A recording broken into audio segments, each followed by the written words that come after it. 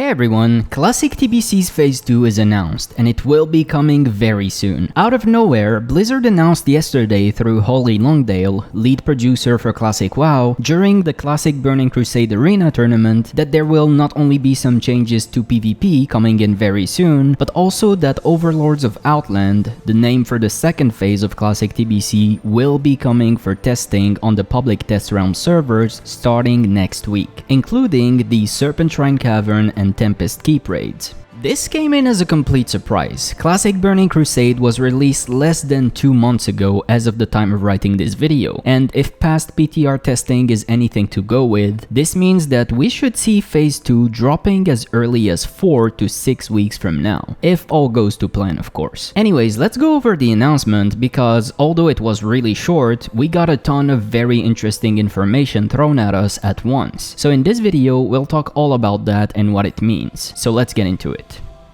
Let's go in chronological order and first talk about what's coming next week in the live servers. First, we will see an increase in arena points distribution at the end of each week starting next week. We don't have the details on how big of an increase this will be, but this should help people who haven't finished their PvP set yet or looking at getting some PvP pieces to raid with, like enhancement shamans for example. This should help them achieve that ahead of time of Season 2 and Phase 2. Another change that will be coming very soon is a decrease in the cost of arena and honor gear prior to the end of Season 1. We don't have a specific time frame for this, but Holly Longdale mentioned they're planning on applying this change ahead of Season 2 with enough time for people to farm their PvP sets ahead of time. So this should be coming sooner rather than later. And again, this is one more reason to get into arena now if you still have some things to buy with arena points. Then, at the end of Season 1, your arena points will be converted into honor points. The approximate number we were given is about 10 honor points per 1 arena point, so make sure you spend your arena points ahead of time if you want some Season 1 gear, because your points will not be carrying over. Not sure whether Season 1 gear will still cost arena points in Season 2, but I would guess it still will. But the rating requirement will probably be removed from the shoulders and weapons. Outland faction PvP gear will be coming way ahead of time.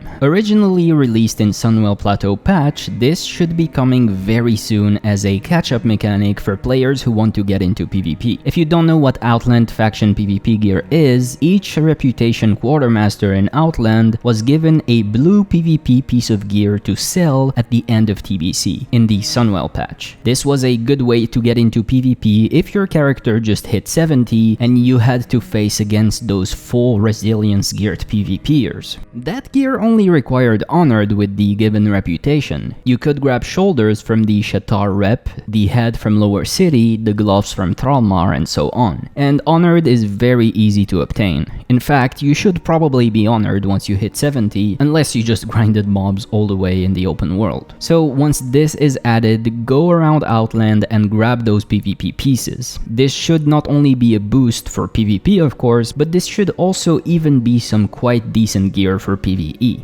Then, Blizzard also mentioned the same faction battleground testing and that they are gonna keep running it for a while, and also that they're looking for as much feedback on that as they can. So if you want to give your feedback on that, the best place to do so I think would be the same faction BG feedback post on the US forums. Link will be in the description. Moving on to the juicy stuff now. Phase 2. So Phase 2 will be coming to the public test realm servers starting next week, and we will get to test Serpentshrine Caverns and Tempest Keep on their pre-nerf state. This means that Lady Vash and Kel'Thas will be both insane to do. Well, depending of course on how crazy Blizzard decides to go about it. Lady Vash, for example, had an ability called Persuasion that she would use on a bunch of random players at once. This basically made the players affected by this one-shot machines, and you had to keep them CC'd at all costs. The worst part about this is it could also land on a tank or a healer, so you can imagine how much RNG was involved with killing this boss. Blizzard completely scratched this ability in patch 2.1. It's gonna be interesting to see how this plays out this time around, and whether Blizzard will kind of fix this ability to not have it target tanks or healers. As for Kael'thas, from what I could gather, the reason why it was so hard was mainly because this fight was extremely overtuned and also very buggy. For example, you had the weapons that you'd fight in Phase 3 never despawning if you wiped on that phase, and obviously the fight was incredibly overtuned. In patch 2.3, Blizzard reduced all the advisors and summoned weapons health by 10%. But yeah, Kael'thas was undefeated for a very long time in TBC, and even after all the nerfs, it was still an extremely hard fight to do. It's gonna be very interesting to see how it plays out this time around, and exactly how much Blizzard plans to bring this fight pre-nerf. We will be releasing guide videos for each boss in each raid in this channel and mention any nerfs that they had, so make sure to subscribe to not miss that. Speaking of pre-nerf, Holly Longdale also mentioned that once Phase 2 drops, Tier 4 content will be going to the post-nerf state. So if your guild is still struggling on Nightbane, Magtheridon or Gruul every night, this should help out a lot. Magtheridon will probably no longer require a perfect coordination, as the time on the debuff will probably be reduced, so you'll only need a handful of groups to handle the cubes. And Nightbane's ads may also stop doing that crazy aura they do. The Rain of Bones should stop following targets, and so on. Those are the two bosses that people have the most issues on, but there should be more nerfs across every boss like Gruul or Shade of Iran. Another thing that will be coming with Phase 2 is the guild banks. This is a feature that was highly requested by a lot of players since TBC was added on the beta a long time ago. Unfortunately, close to the release of the game, Blizzard announced that the guild banks will not be coming at launch. A lot of players speculated that they might be coming with Phase 3 or 4, since originally guild banks were added in patch 2.3, but thankfully it seems they're coming in Phase 2. So what this means is that not only will your guildmaster be 10 times happier now not having to sort through tens of alts, but it also means that you really need to create your own personal guild ASAP. Guild banks are one of the cheapest ways to have a ton of inventory space at your disposal. The first tab of the guild bank only costs 100 gold and gives 98 item slots. That's very cheap for so much inventory space. Then, if you want, you can buy more tabs, but they do cost more and more every time, up to 5,000 gold for the last tab. Guild banks will also allow you to store gold if you want and repair using those stored funds, if you're running low on gold on your alts instead of having to send gold over every time. To create a guild bank, however, remember that you'll have to find 9 different players. That's 9 players with 9 different accounts. You can't just ask someone to make a bunch of alts, unfortunately. So I can easily see guild signups being a good way to make some gold in the near future. Just ask random players around to sign your guild charter in exchange for a gold or 2. But once you do that, head to your city's bank and click on the big guild vaults that should appear in Phase 2 and purchase your first guild tab.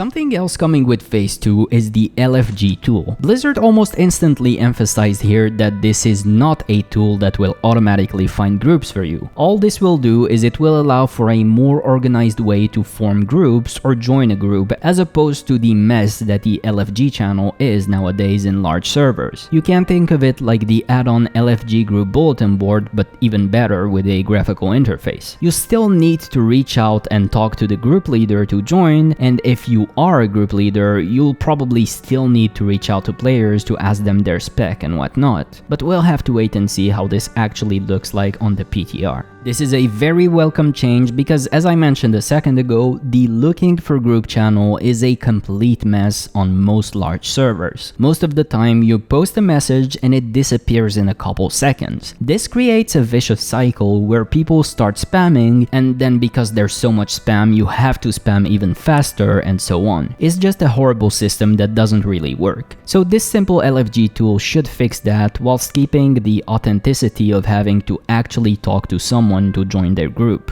Next up, we have the Ogri'la and Sha'tari skyguard reputations. Those will be coming in Phase 2 as expected. We will make videos talking about each one of them and the fastest way to level them on this channel, so make sure to subscribe to not miss that. But out of those two, the one that you'd most be interested about is the Sha'tari skyguard reputation. This rewards the first flying mount model that isn't a griffin or a wyvern, and this reputation is actually quite fast to level if you know what you're doing, so I will personally be definitely doing that for those cool looking sky rays. Then you have Ogri'la. Unfortunately, a reputation that is both really annoying to level and extremely underwhelming. There's next to no rewards for it. Most players do this just for the tabard. There's only a couple of really annoying daily quests to do, and that's the only way to level this reputation every day. I suggest skipping this if you're not a completionist, but we will be doing a video about it still if you're looking to level it.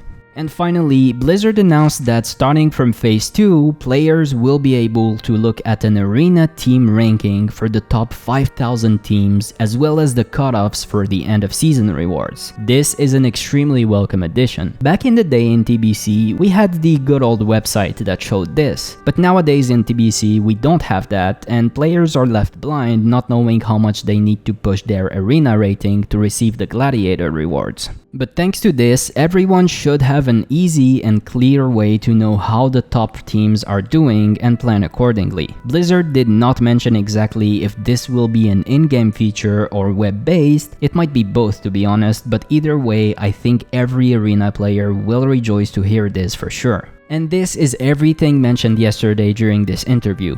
As you can see, there was a whole lot of news in a very short span of time. We really weren't expecting a content release announcement during an arena championship, so it was a very good surprise. TBC was quickly starting to get dull in the last few weeks. Phase 1, although very fun, is quickly done and solved, so it's very good to see some refreshment. As to when this will all be coming, I expect it to be released 4 to 6 weeks from now. But really, who knows how this will play out with the lawsuit and employee boycott that Blizzard is experiencing lately. We'll have to wait and see. But with that, that's all I have for today. As always, thank you all so much for watching this video. If you enjoyed it, remember to give it a like and subscribe to the Classic WoW Curios channel for more content like this. I will see you guys very soon for some more Phase 2 content. Bye for now.